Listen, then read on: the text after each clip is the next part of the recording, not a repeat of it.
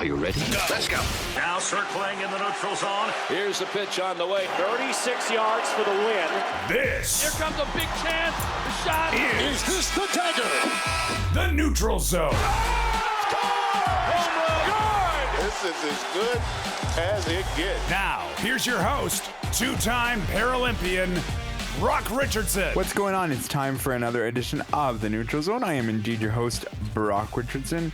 Coming up on today's program, I had the opportunity to speak with national team physiotherapist for Boccia Canada, Lisa Minten-Corbeil, who recently announced that she was going to step down from her position. We chat all about her career and her decision to step away from the program. But I will also tell the audience that we're splitting it up into two interviews. One will be heard this week, and then one will be heard next week. Because we did a 47-minute interview, and I did not think that we should do only a 13-minute episode. So that's why it's split into two episodes for the interview. Plus, golfer Scottie Scheffler recently made some waves ahead of a major golf tournament, and it stems from what's the point. So we'll talk all about that, and we'll see what the panel gets around to. We're gonna put it all together with parasports and mainstream sports. I'm looking real forward to that conversation. I'm joined by Josh and Claire. Here comes your headlines. Neutral Zone headlines.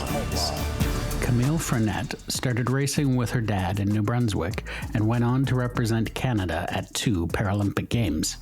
Now, after 21 international podiums and a decade in paratriathlon, she's retiring to focus on her pharmacy career and life back home. Congratulations, Camille, on a wonderful career, and we wish you the best of luck with your pharmacy career and getting back into the non-athlete life. It can be a tough life to get back into, speaking from experience. We also send our congratulations to the Canadian wheelchair rugby team for capturing the bronze medal at the 2025 Americas. This also solidifies their position at the 2026 World Cup in Sao Paulo, Brazil. Congratulations to everybody involved. And if we've got time, I'm going to bring to light sort of what the idea of this quad is for teams and individuals, because I think sometimes you look at a third place and you go, was it good? So we'll break it down if we have time. If not, I'll break it down next week. So stay tuned. Canadian tennis player Eugenie Bouchard will retire from professional tennis at the 2025 National Bank Open in her hometown of Montreal. Now, Bouchard will finish going into the tournament with a career record of 66 wins and 76 losses and 1 career title. She is currently ranked at 1,078th worldwide. And we also learned prior to this recording that fellow Canadian Vasek Pospisil will also retire following the National Bank Open. So Canadians seem to want to retire on home soil, and this is the point where you get to at the beginning of a quad for Olympians, Paralympians. Everybody seems to want to retire or commit to another 4-year cycle. Those are your headlines for this week. I, in my mind, thought that somebody else had another one, but they don't. Those are your headlines for this week. If you want to get a hold of us on social media, here's how you can do that. And welcome back to the Neutral Zone broadcast booth. Play ball! We're set to get this bowl game underway. The first pitch is brought to you by Brock Richardson's X account at Neutral Zone BR. Strike! Pitch and a strike. Hey, gang, why not strike up a chat with Claire Buchanan from the Neutral Zone? Find her on X at Neutral Zone CB. There's a swing of the chopper out to second base, right at Claire as she picks up the ball, throws it over to the first base for a routine play. Out! And fans, there's nothing routine about connecting with Cam and Josh from the Neutral Zone at Neutral Zone Cam J and at J Watson 200. Now that's a winning combination. As I mentioned, we got the opportunity to speak with Lisa Minten-Corbeil. This is part one of the interview. In this first section, she chats a little bit about her career and delves into classification. Have a listen to the interview and enjoy. I am so pleased to be joined by a friend, a colleague, someone I worked with. Who am I talking about? That's Lisa Minten-Corbeil. She has recently announced that she is stepping away from Boccia Canada with her role as being the physiotherapist for a long time, which we'll talk about at some point in the interview. But she joins us now to talk about her time with the program and also her decision to step away from the program as well. Lisa, so nice to be with you, and we spent 10 or 15 minutes talking not recorded, so that was fun. Now let's do this for real. Nice to have you. Oh my gosh, I am so thankful for you to provide me this opportunity, to reflect on my time with Boccia Canada, and it's been a privilege. So I'm excited about this interview, and like I told you earlier, it's my first live interview, so I'm excited. Yes. So before I get into the actual questions, let's just set the record, because you and I had this discussion. On the press release, it said that you were part of the Canadian team since 2013, on and off. But then I know you were involved before 2013. So can you sort of put that into perspective for people that may be looking at that in the boccia community and going, huh? And for those people that may not know, that you actually spent more time with us than what's being written. Oh yeah. So actually, I was introduced to Boccia when I was working at the Centre Montérégie de Réadaptation in the Montérégie near Montreal, the west, South Shore and west, off of West Island of Montreal, by a colleague, Annabelle Lefebvre, a physiotherapist that has been involved with Boccia prior to this, and also her partner has been a Boccia athlete, Dave. So she introduced me to it at the Défi Sportif. We had met at a course together through our work, and I thought, wow, that's really exciting and interesting. And I met Mario Delille at the Défi Sportif, introduced by Annabelle in 2009. And actually, I'd happened then a year later, I moved from Montreal area to London, back to London, Ontario, which is close to my hometown. And that's where the London community and the Ontario community had some training through Boccia Blast and the Ontario Cerebral Palsy Sports Association. And Ed Richardson, one of the coaches, longtime coaches, introduced me again, sort of back within the whole group to be a part of Team Canada itself, to be the lead physio.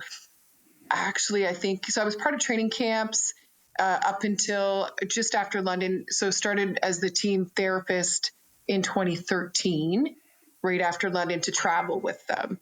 I apologize for that. So then from there, from 2013 to 2016, I did the traveling and training camps through those years, through the world competitions and the national competitions.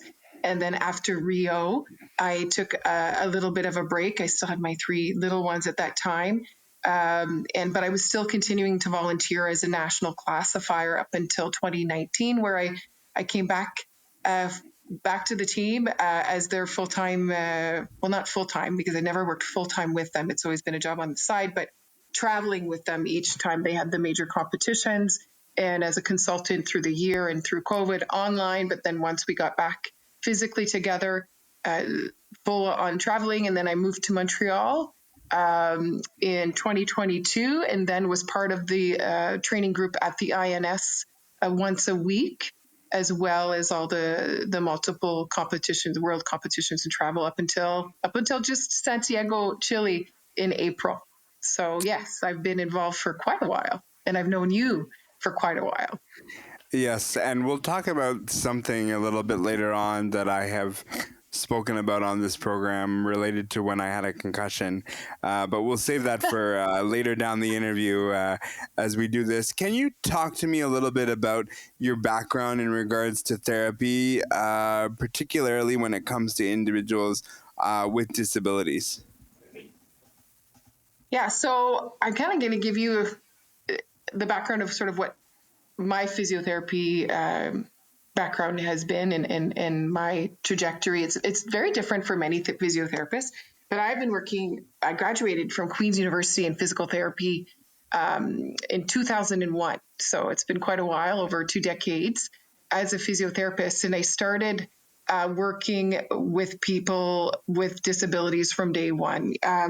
So basically, I've worked in both inpatient and outpatient rehab facilities, public facilities at hospitals.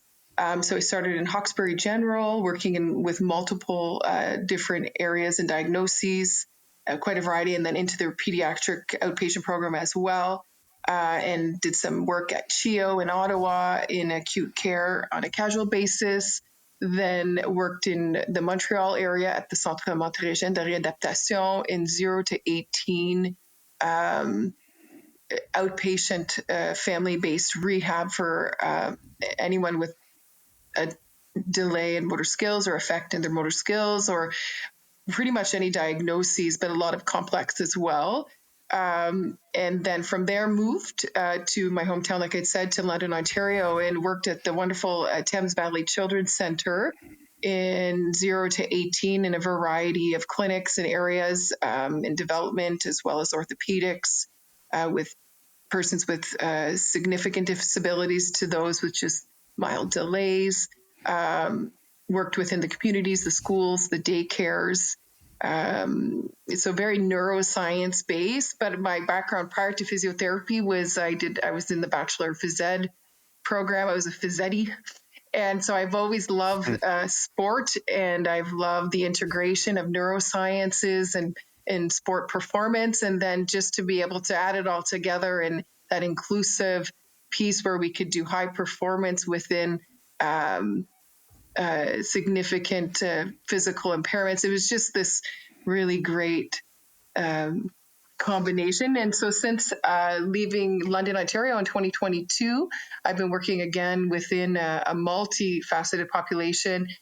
So started back within the Centre Montérégienne de Réadaptation in the 0 to 18 program, and now currently close to home as a family physio consultant at through our area CISMO, they call it, at the GMF, which is a Groupe Médecins Famille, a family medicine group. And I see everyone from 0 to 100. And I've continued on, all through those years as a physio, you're required to do your professional development, although I love doing it. So you're doing post-grad courses and and qualifications into different areas that you're specializing in. So every year, conferences and regarding advances and research in neurosciences, as well as sport, as well as performance, biomechanics. So it's just a really great mix of tools and a wonderful mix of population. So I feel comfortable these days pretty much in any environment, and it's definitely in other countries. Can be even add some more complexity to our environment when it comes to complex care. But I don't know, I guess I like challenges, and so I've loved this variety of clientele, and I love sort of meeting humans exactly where they're at and seeing what we can do to move forward and accomplish really cool things. When you put that all together and you look at the way that things have happened for you, is there any specific programs that you have to take when it comes to working with individuals with disabilities, or is it usually just like a blanketed, and then if you want to take it a step further, you have to go into this course? Can you sort of walk me through that a little bit? Well, I think from the core program, you're expected to touch on every. So I did some teaching, or I guess more guest as a guest speaker at the master's program at Western University over the years that I lived in London, more based on my expertise as a clinician in neurosciences and neurodevelopment. And I did introduce some physiotherapists to Paralympic sport within those community classes. And just on an aside, met one of the physio graduates from Western that's now working with Team Canada Paralympics in Paris. She remembered that I was her teacher, and we talked about Boccia Paralympics. So really, to be honest with you, it's more about sort of the direction you take yourself. So there's certainly certifications around sport. There's certainly ways that you need to continually advance your practice and continually adapt with regards to professional development and updates and research and strategies to maximize that clientele that you see even post-grad. And then there's experience as well. But disability in general, I would say physiotherapists all have a spectrum of comfort within that, and a great medical training that's above and beyond what you would see in some other, outside of the medical profession. But I would say it's a bit of both. I also had the opportunity to work in environments where that was your exposure to, and your training came with the experience. But certainly the core programs that I had at Queen's and the placements and my neurosciences programs, as well as the physiotherapist that was our neurotherapist, was quite amazing and thorough. So it sort of drove my interest, if you were, in that direction. And then after that, I just continued to take as many courses as I could that would help me specialize in those areas. And if I felt like I was missing some knowledge, I would try and find it. That's always a good way to be, for sure, to just continue to add to your toolbox. And I jumped a little bit ahead of myself at the beginning of the interview, but I'm going to sort of change my question of how you became involved through Boccia Canada. And I'm going to ask you, when you got involved in the 2009 realm, was there anything you were nervous about, apprehensive about taking on this role and then moving forward? And if so, how did you overcome that nerve or apprehension that you may have had? I don't think I ever felt nervous. I think I was really excited about it. And I felt like I felt like the group of athletes that were within the Boccia community had these really unique presentations that are not normally, in types of impairments and movement disorders that you normally don't see within a high performance sport or in the sporting community. So there are some gaps within the tendency for people to specialize very sport orientated. They tend to work with individuals with high abilities and low impairments. And within the Paralympic community, we're looking more of this combination of these incredible abilities within the spectrum of their impairments. But then there's this sort of space between within the physiotherapy and the sports communities of those that are really comfortable in the complex care disability realm, as well, combining that into high performance sport and adaptations and equipment and so on. So I just found it really intriguing and interesting, and felt that perhaps I had a lot to offer. And because sport has sort of been a part of my life in a different sense than many, because I'm not a high performance athlete. A lot of physiotherapists that tend to go towards that realm, they themselves have had quite a bit of an experience in the high performance piece. But I've also had a lot of experience in sport because I have a family that's high performance, although I have not been, because I had an early experience of seizures as a child. But I've always loved playing hockey and being involved in sport. And I felt with even in the phys ed program at Queen's that I noticed that there was such specificity sometimes, that those that were very elite in a certain sport were challenged in other sports.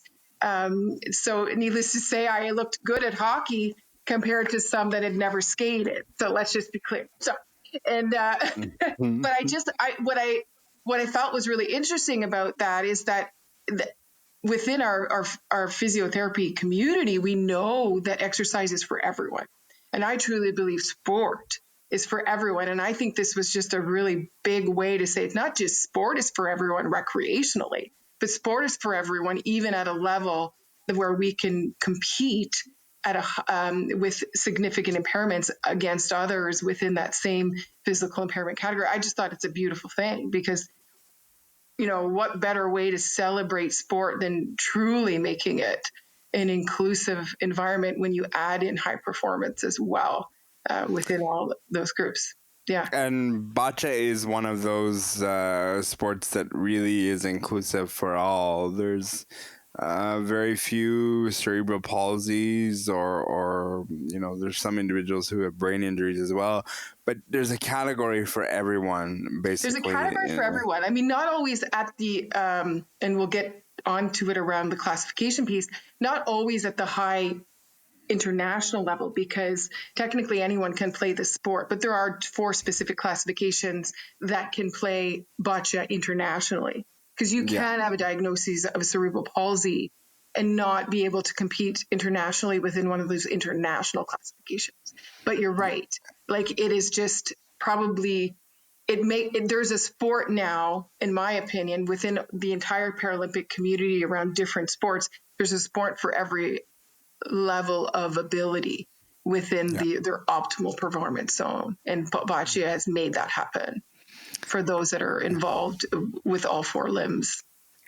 It certainly changed my life and many others that have gone from the program and that are still there and all those things.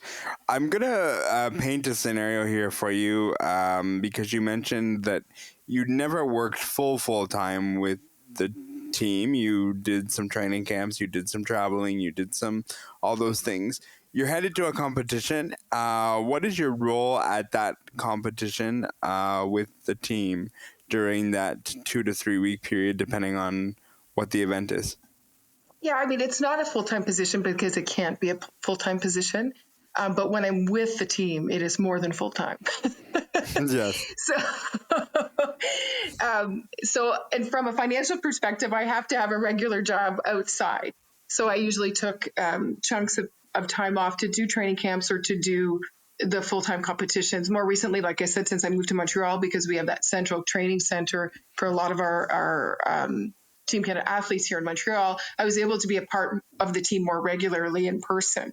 But at the competitions, like, those are 12 to 14 hour days, depending on what we're doing. So we're looking at from the moment we step foot in that airport and the preparation before to arrival, we're looking at how these transfers are going to happen, what medical needs everybody has, and some of them can be very complex. We have experienced injury in transport. We've experienced sickness within transport. So there's this sort of medical piece where I'm kind of there and around to make sure, as much as I can, things are going well. But I'm not always traveling with all the athletes. Some of the athletes are coming from other parts of Canada. But we meet up once we get to the competition, and my work starts right away.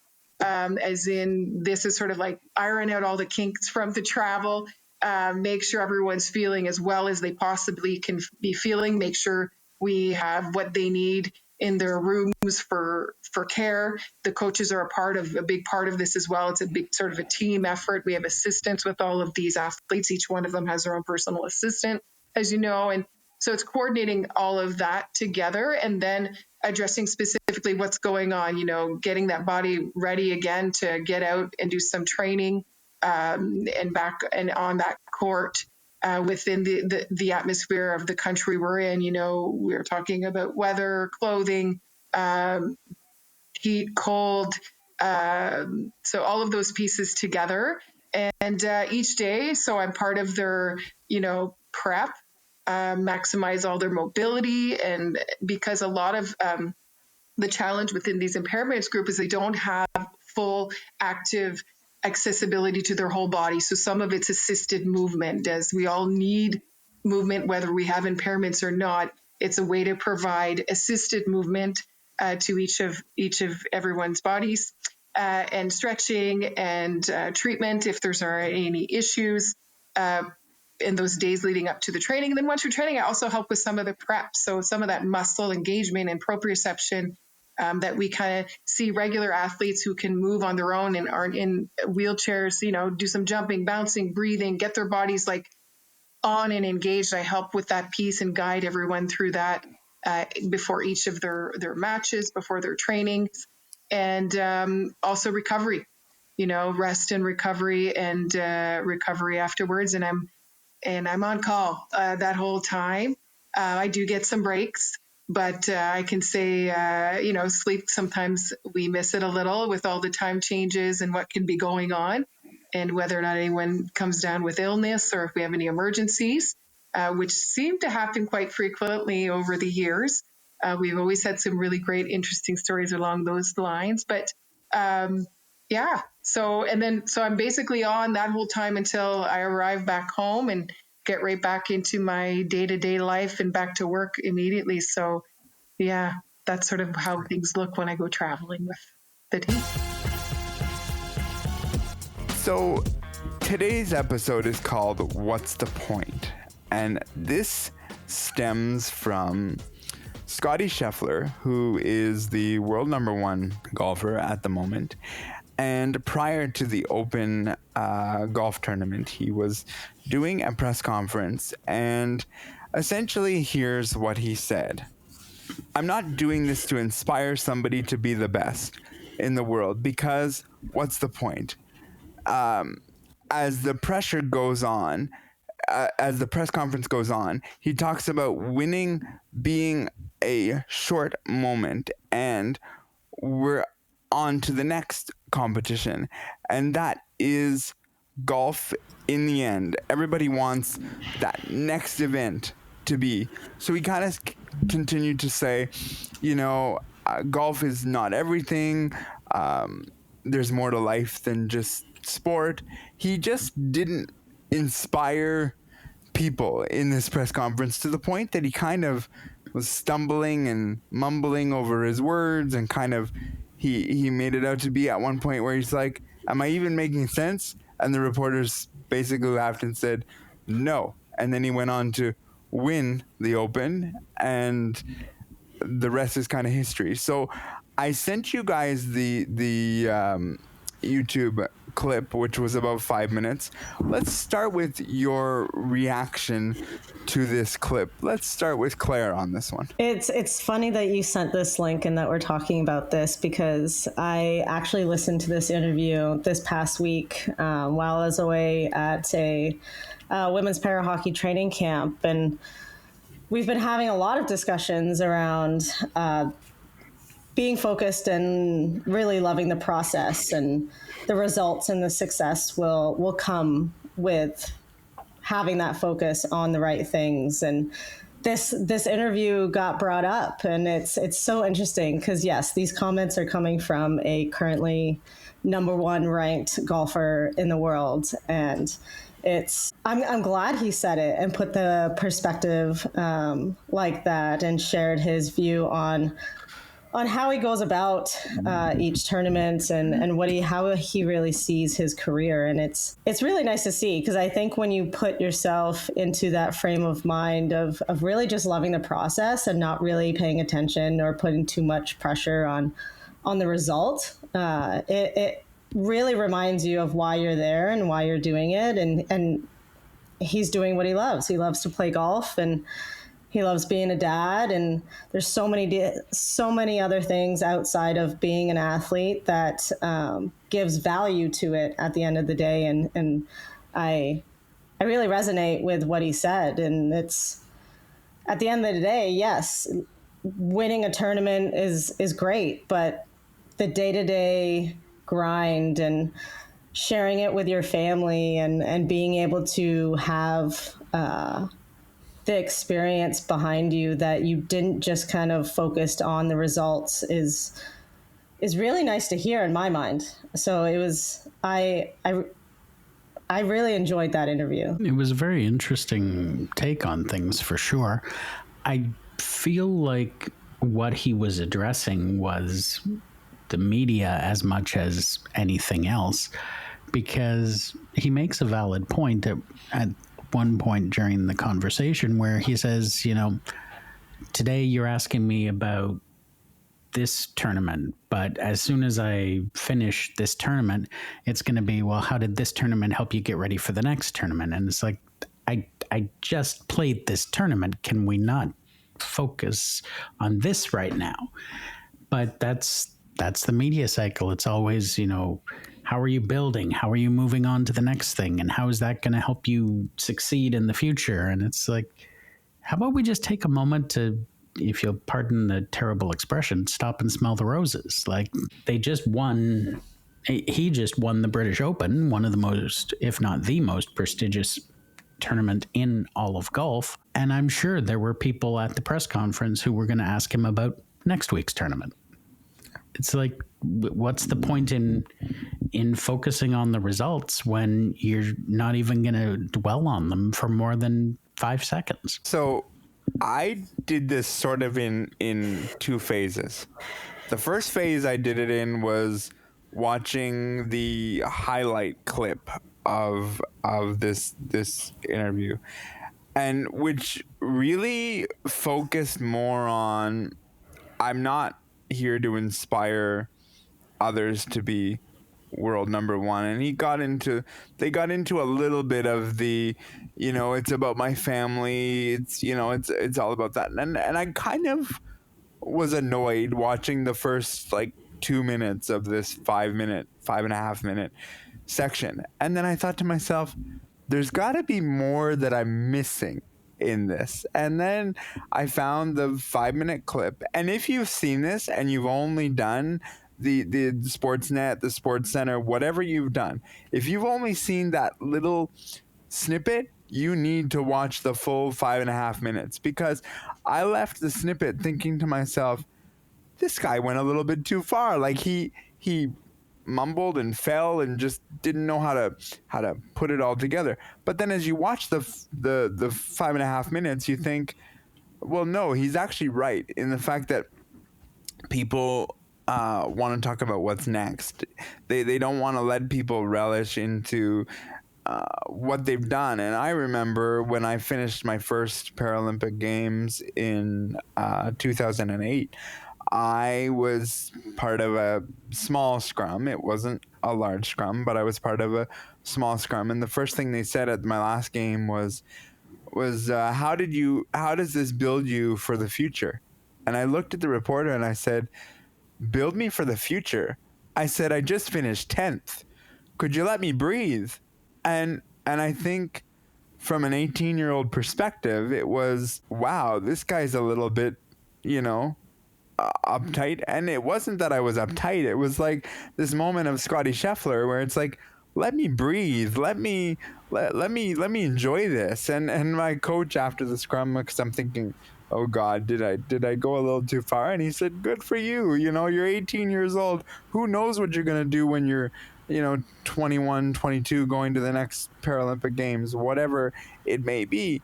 And I relate to that. And it's part of the reason why I sort of began to get out of sports, because it just felt like we were never satisfied. It was always, what's next? What are you preparing for next? What about the regional? What about the provincial? What about this? It's always something next. And it becomes really irritating. So Claire, I'm going to put you in a silly spot, and I'm sorry in advance, but do you think that he went too far if you solely took out that he wasn't doing this to inspire the next generation? Or do you think if you watch the whole thing, you get the full context? Yeah, I think if you, either way, if you want more context, you have to watch the whole thing. But I mean, when the media asks an athlete a question, do you want them to be fully transparent and honest about how they're feeling and what their experience is? And yeah, sometimes athletes kind of go on a rail and say too much or kind of spill too much of what they're feeling. But again, at the same time, they have full disclosure to be able to share as little or as much as they'd like. So it's, yeah, again, I'll just reiterate that I enjoyed watching the interview. It kind of was outside of this normal back and forth that you see with athletes and the media. And it was nice to see someone kind of be a little more real and a little more kind of forthcoming with what their experience is and how they go about their day-to-day as an athlete. And it's really nice to see just how comfortable he is. Really see no pressure on his shoulders of, hey, you're the number one ranked golfer in the world right now. How are you preparing for the next one? And he's really like, Who cares? Yeah, can I soak up the one that I just won? Like, and it's when you talk about the media on the other end, yes, it's you are having to ask those questions of what's next and all these things. It's you have to ask those questions. It's part of the job. But it's nice when athletes really kind of put them in their place and be like, hey, can we soak up this really nice moment right now that I get to experience because I've put so much work in between tournaments. So yeah, it was nice to see, in my opinion. I think that too often, especially with the major sports, we hear so many of the same cliches over and over again. And it's because an athlete doesn't want to seem too out there or too emotional or too this or too that. So when we do get an honest answer and maybe a bit of clapback, if you want to say that, I think it takes us all a bit by surprise because we're like, wait a minute, he actually said something. So I do think a little bit of it was a bit of stream of consciousness thinking out loud, but I think he was absolutely right, and I think he has his head on his shoulders. Like my wife, my child, they're more important than any golf tournaments, and like I'm going to enjoy this first. I don't care about the future right now. I'll deal with the future tomorrow. Yeah, and I think for me, when I saw this press conference come out, and of course it blew up all over social media, and it's like, okay, this is a talking point. But then I thought to myself, okay, let's watch this play out, and I did sort of see the end through highlights of him winning this event, the British Open, which, as Josh aptly pointed out, is one of the prestige events of the season. But the thing that crossed my mind was, what emotion do I see? Do I see a guy who goes, that's another event that just cross off the list and I did it? No, there was real emotion there. Like there was real emotion. His children came up, gave him a hug. You could obviously see that family was first. And for me, it's like, no, he wanted to win the major. It's just he didn't want to put as much pressure on it. If I don't, then what? And he wanted to set the point of, if I don't, who cares? We move on to the next one, and that's all it is. And far too often as athletes, we put way too much pressure on ourselves because of what the expectations are of what we are supposed to do and what's supposed to happen. So for me, that's what I took away. The other thing that I took away, which is going to lead to the next chunk of this conversation, Josh and I have had many of conversations, but conversations recently, not even surrounding this, but Josh, I'm not sure how to exactly phrase our conversation. So what I'm going to say is, you have been experiencing some struggles, challenges with certain events that you've been going to, which kind of relates to all of this. So I kind of want our own version of real in this part of the conversation. Can you sort of tell the audience what's been going on in the athlete mind of yourself over the last little while? Well, first of all, let's preface the fact that the furthest I've made it in sport is a national championship in track and field. So my view is skewed as a result of that. But I can kind of identify with this whole idea of what's the point, because lately, particularly with the track and field part of my life, because the hockey part of my life is we'll say on hold for the time being, I do get a bit of what's the point or what's the difference, because what I'm finding at these events is that a lot of them end up being myself versus the other members of my club, because on the throwing side of track and field for para, there just doesn't seem to be a lot of seated athletes right now. it's not until I get to nationals where I start to see folks from BC and Saskatchewan and a few from out east. But you don't see them all the time. And so at times, especially at a regional meet, like a meet put on by a local club, it kind of feels like a glorified practice because there aren't other athletes to go up against. And even when I do, I'm lumped in with other athletes who are different classes than me because there just aren't enough people for each of us to have our own competition amongst our class. So it becomes, I don't want to say it becomes harder to be motivated, but it does kind of become a, here we go again, and well, let's see how I do this week, because it's the same people each week until you get to where I'll be next week, which is national championships. Yeah, it's it really is, and I think there is a point of, I don't want to say most parasports, but some parasports can feel that way. Claire, have you ever sort of felt in your career or at any time with the different things you've done with the whole what's the point sort of theme, and how have you sort of compartmentalized that if you've experienced it? I was definitely feeling that way towards the end of my wheelchair basketball career. Not really because of the sport itself and how the national team was doing and in that regard, but in my own personal experience of, hey, if feels like I'm never going to crack this squad in any situation. So I definitely did start feeling that at the end of, what's the point? Like, what am I truly doing here? Is there a better space and spot for me elsewhere as an athlete? And I did find that in para hockey. So, I can't really put a timeline on how long I was feeling that way.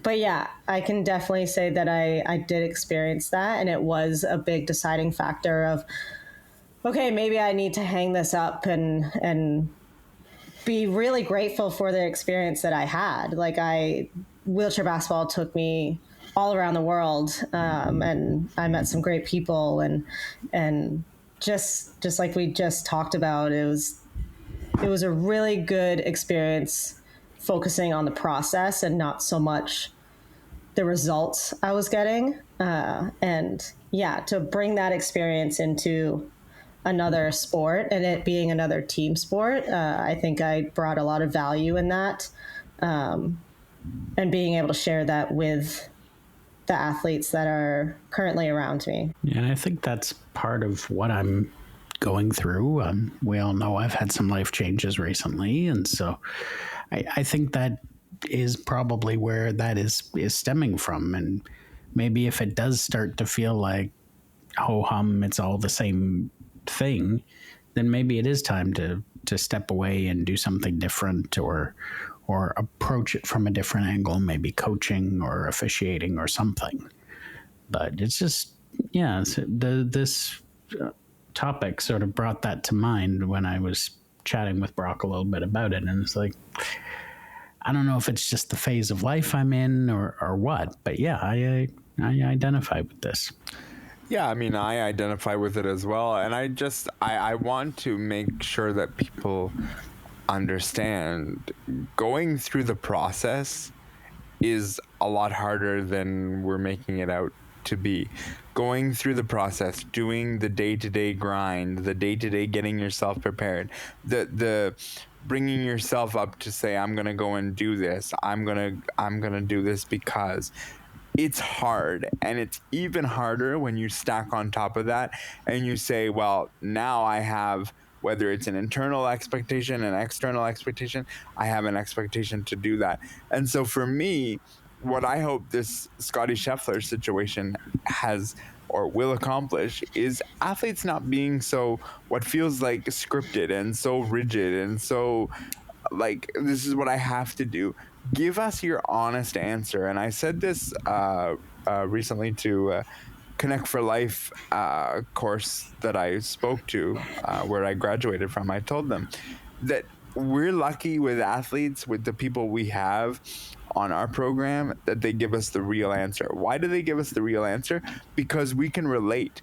Most of those people in those press conferences, or people that cover parasports or any sport, may not really understand the day-to-day grind that you go through. So where we come in is the unique situation. We can literally relate to the people because we've been there. We've done that at any level you can think of. We have people that have been to every level you can be on this panel. And so I think the relatability piece can be a thing. And when you can't relate to somebody, Claire, it makes it real tough to be real in a room of people that are just have the microphone in front of you and say, speak now when I answer this question, when I ask you this question. Of course. And at the end of the day, it doesn't really make for a genuine conversation and a genuine back and forth either. Because even if and when you do fully answer their question, they're still not fully understanding because they don't have that experience and they aren't intertwined in that world. And that's a great point that you brought up with parasport specifically, is that a lot of time we are interviewed by able-bodied media individuals, not even athletes, and they really don't understand, one, the athlete experience, but also the disabled experience either, and what we are constantly dealing with on a day-to-day basis of exposure and underfunding and all these things. You can dive really deep into it where it's not this surface level experience that we go through compared to any able-bodied sport, especially at the professional level, when they do have access and resources and all these things. And I think that is something that was a big driving point when you guys at the Neutral Zone came to me and said, hey, do you want to be a part of this? And that was it. I wanted to not only share my experience and interview athletes, but I think that we have better conversations with athletes because we know what questions to ask, because we know what they're experiencing. I have been told recently, and I'm going to tell you who it was from. I have been told recently by Kelly McDonald that our podcast sounds a lot better than those that you would deem as professionals. I would say we're professionals, but he's talking about people that have been on ESPN, those kind of things. Because why? Because we can relate to people. And I think that's what the whole reason this podcast was built. I wasn't around for the beginning, but we wanted to tell stories from the athlete's perspective. And far too often you get forced to speak what they want you to speak in the media, and they want to focus on the, oh, look at the lovely person with the disability who's going out and playing sport. And it's like, okay, you will never hear that come out of my mouth in an interview, because I look at the success of the person first and foremost, Josh, and nothing about inspiration because they got out of bed and became an athlete just because. Right. Absolutely. And it kind of, you're not really feeding it into this, but I'm going to. It comes down to access as well. Like, it's great that somebody puts on an event, but if they're putting on the event so that people can go, rah, rah, look at you, you're so wonderful. Like, that's not why we do this. And unfortunately, there are times where, where that feels like it happens. I've had track and field meets this season where they invite us to the meet and they're like, please come and compete. And they're genuine about that. But then they don't have the facilities set up correctly. They've got lag bolts that are bolted into asphalt instead of concrete. So when you tighten a ratchet strap to hold a chair in place, the steel bar that you're supposed to be attaching your chair to is coming out of the ground. And it's just like, thanks for trying, I guess. It almost ends up feeling like you invited me because you had to, not because you were actually prepared for me to compete here. Well, it definitely shows that they didn't even consider asking these questions beforehand to a disabled athlete. And that's what we're talking about, right? Like we need to be reaching out and having these conversations with people that are actually going through this experience. And you got a lot of bare minimum in parasport, and it's heartbreaking because, like Josh said, we're not here to be this face of inspiration and we're great people because we got outside today as a disabled person. No, we compete and train every day. Like we're making sure we sleep, we hydrate, we're getting our nutrition, we're following all the same things that able-bodied athletes are doing on a day-to-day basis. But on the face of it, when people come and invite us and watch us compete, they see this kind of glorification of disability, and that's not what we want. No, definitely not. And I've been told, and I'm not making this up, I did a internship on the third floor of a building, and I went up because a group of people were around the elevator but didn't push the button, and I went and pushed the button because the people around me were chatting and they didn't realize that they didn't push the button, and I went and pushed the button, and then this woman around in the circle, she said, "Oh, it was such an inspiration that you pushed the button because we didn't think about it." And I stopped her and I thought to I wish we were on video right now because both Claire and Josh just that like sentence doesn't even grammatically make sense. Yeah. And I said, I didn't this is not my purpose for today. I did not get out of bed just to push the elevator button because you forgot. I just need to go downstairs and get my ride, and that's what I need to do. And I remember, going to my supervisor the next day and being like, this happened, and I was laughing about it, and she looked at me and said, "Really?"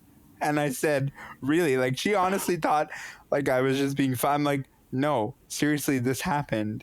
And that is the moment where it's like, if you spend 2 minutes talking to me, you will realize that pushing the elevator button was the least of my accomplishments in my life, let alone this day. So I just it happens, and I'm not here. I'm not on this podcast to be, inspiration porn. I want to talk about the success of people, the success of our panel, the success of the people we interview. Josh, I don't know if you have words or if you just want your reaction to not be known, but I'll give you a few minutes here if you want to comment. It hurts the brain so bad. It really does. I'm glad that someone is able to be inspired seeing a disabled person living their life. Don't get me wrong. But if that's what you're inspired by, raise your standards, please. Yeah. Because that's I have people, I want to say, cheering me on for pumping gas into my car. It's like, well, the gauge is on empty. I'm not going to get out of the parking lot if I don't fill up. You're not exactly offering to help. Yeah. And when they do, it's after I'm already out of my car. And by then the hard part is over. So yeah, it's we're human beings just like you are. You want to be inspired by the fact that I won a gold medal at a national championship. That is something to be inspired by. Yep. Be inspired by the fact that Claire has represented Canada around the world. That is something to be inspired by. Because we got up, went to our job, because an internship is still a job, and pushed a button for an elevator is just ridiculous. Yeah. You know what? It's so funny because I think when you get older and the more experience under your belt, you become more comfortable having these conversations and kind of calling people out in those moments. And I definitely wouldn't have done that 10 years ago, but I have to say that I get a lot of enjoyment of really calling people out when they make comments like that, of like, really, like, that's really what you're thinking right now? I'm pushing a button to open an elevator and you're inspired by that? It's wild. It's wild that it still happens. Yeah, and yet every day. And yet I know, and I'm not saying this to be, to toot my own horn. I'm saying this as factual.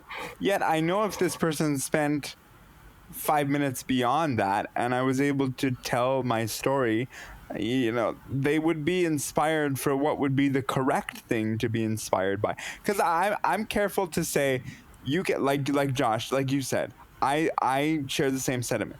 You're allowed to be inspired. I know there's people in this community that hate the word inspiration, but I'm okay with it if it's used in the appropriate context.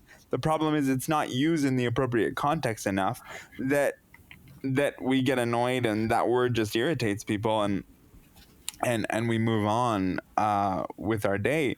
Like, I'm not going to sit here and say, at the end of this show, I'm inspired by Mark putting together our podcast.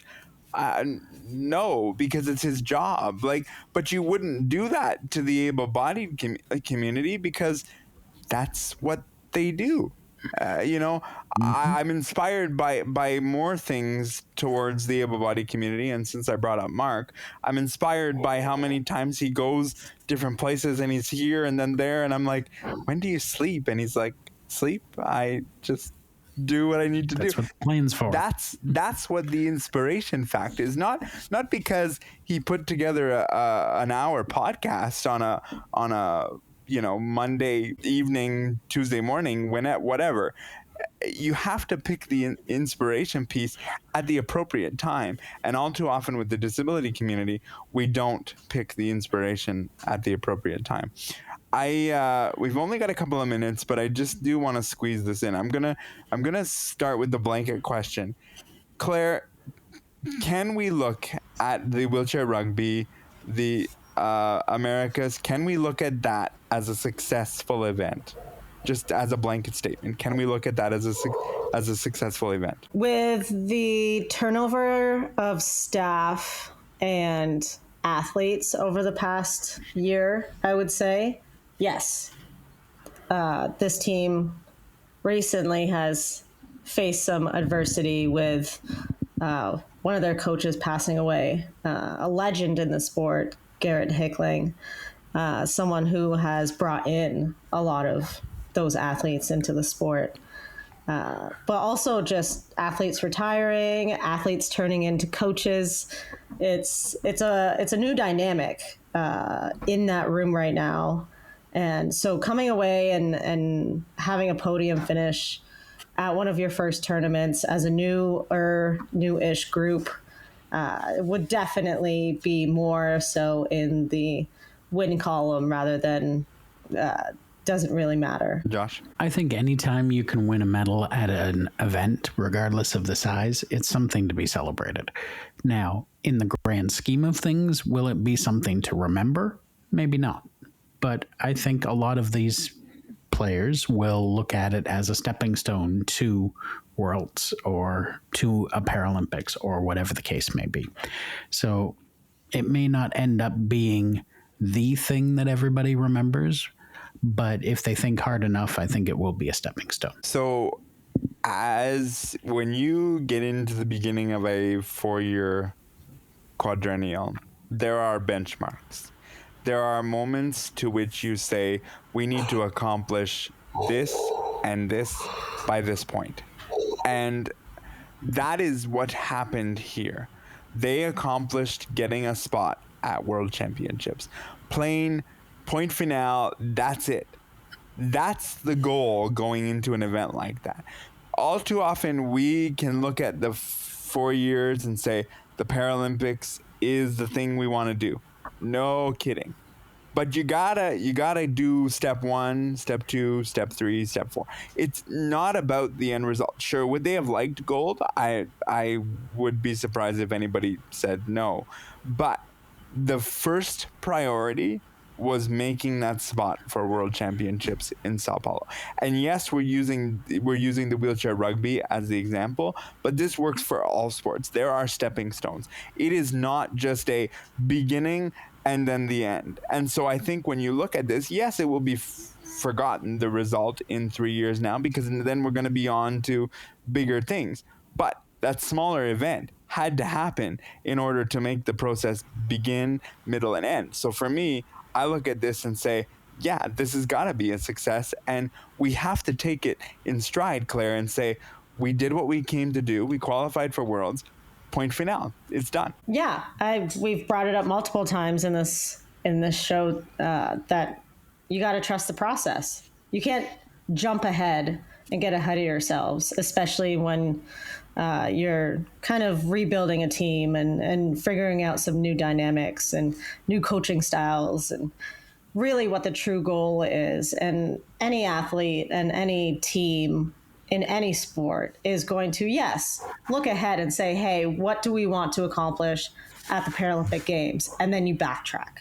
How do we build that? What does the process look like? And I think this, taking home a third place and getting a World Championship bid, you can't have those other things if you're not at World Championships. So yes, I think they're doing the right things, and I'm really excited to see what this team does over the next 4 years, because I think they deserve to be on the podium, and their program works really hard to get them there. Yeah, and Josh, I'm going to give this one to you as the final point. But put wheelchair basketball aside with their coaching changes over the course of the 4-year cycle, because that's not normal what they went through with changing 2 or 3 coaches in a quad. That's not normal. They did that for extenuating circumstances, which we're not going to get into. But the real point of the first part of the quad is to say, let's get our cornerstones in on this situation. Our coach, our assistant coaches, our trainers, anybody else. If you don't have those pieces, you can't build up to what you're going to do. You're not going to say, okay, so we're going to have our coach, and then we're going to change coaches, and then we're not doing this step by step. We're putting in the pieces that we want at the beginning of the 4-year cycle and saying, you build your team, and we'll deal with the fallout if the results don't come 4 years down the line, Josh. Absolutely. It's like a snowball rolling downhill. You start with your base. You start with the team you think you're going to go with. You start with the coaches you think you're going to go with, and the training staff and all of those things. And then gradually, as you get closer and closer to the big event of the quad, you hope that you've just had a whole bunch of momentum and you've gotten bigger and bigger and better until you get to the ultimate prize at the bottom. Totally agree. And on that note, that's how we're going to end this week's show, because I think it's been a good show. Next week will be part 2 of our interview with Lisa, and then I will have some comments on that and, see where we go from there. Then we'll be off the first week of August because it's the civic holiday here in Ontario, and I feel like giving my panel a week off. So stay tuned for all that. And then the week after, I'm going to put another parasport topic on the table and just see what happens to the panel as I put that out there. I'm gonna talk about parasports and the different sizes of different sports and whether that matters that you make a Paralympic team or you don't. So stay tuned for that in a couple of weeks. That is the end of our program for this week. I'd like to thank Claire Buchanan, Josh Watson, and I'd also like to thank Mark Aflalo, who I am entirely inspired by every week. And stay tuned for next week, because you just never know what happens when you enter the neutral zone. Be safe and be well.